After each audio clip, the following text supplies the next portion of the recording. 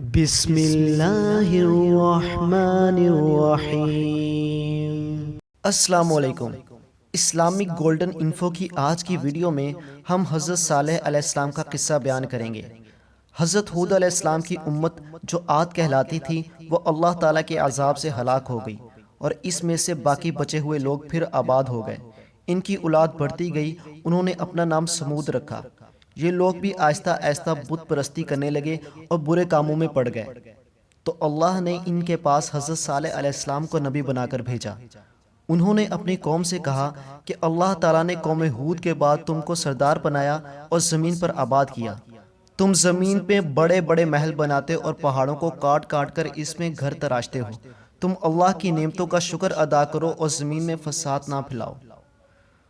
ان کی قوم کے امیر اور سردار لوگ جو غرور کرتے تھے، انہوں نے ان غریبوں سے پوچھا جو حضرت صالح علیہ السلام پر ایمان لائے تھے کہ بھلا تم کو یقین ہے کہ صالح کو اللہ نے نبی بنا کر بھیجا ہے؟ ان غریب ایمان والوں نے کہا کہ ہاں، ہم کو یقین ہے کہ حضرت صالح علیہ السلام کو اللہ تعالیٰ نے نبی بنا کر بھیجا ہے۔ اس پر مغرور امیر کہنے لگے کہ اچھا تم ایمان لاؤ، ہم تو ایمان نہیں لاتے۔ ان امیر لوگوں کو یہ تعجب ہوا کہ اگر اللہ پاک کسی کو نبی بنا کر بھیجتے تو ہم امیروں میں سے کسی کو نبی بناتے۔ حضرت صالح علیہ السلام برابر اللہ تعالیٰ کا پیغام ان کو پہنچاتے رہے، مگر کوئی ان کی نہ سنتا بلکہ الٹا مذاق اڑاتے۔ بلکہ آخر میں ان لوگوں نے فیصلہ کر لیا کہ حضرت صالح علیہ السلام سے کہا جائے کہ اگر سچے نبی ہو تو اس پہاڑ میں سے اونٹنی پیدا کر دے، ہم آپ پر ایمان لے آئیں گے اور جانیں گے کہ آپ سچے نبی ہیں۔ حضرت صالح علیہ السلام نے اللہ سے دعا کی، اللہ تو سب کچھ کر سکتا ہے۔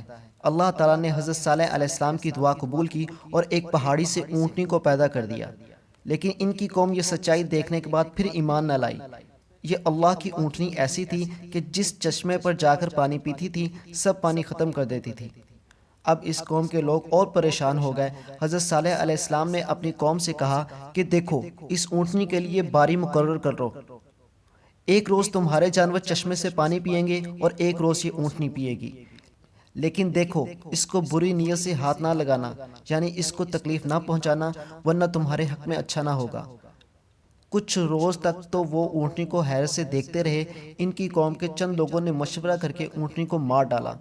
حضرت صالح علیہ السلام کو اس کی خبر ہوئی تو آپ کو بہت رنج ہوا، اور انہوں نے اپنی قوم سے کہا کہ میں نے تم کو منع کیا تھا کہ اس اونٹنی کو تکلیف مت دینا، ورنہ تم پر جلد اللہ کا عذاب آئے گا، مگر تم نے نہ مانا۔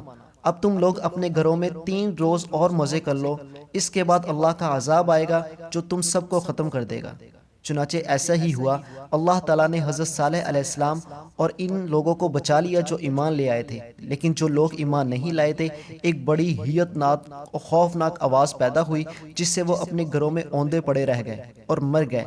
ایسا معلوم ہوتا تھا کہ کبھی یہاں رہتے ہی نہ تھے۔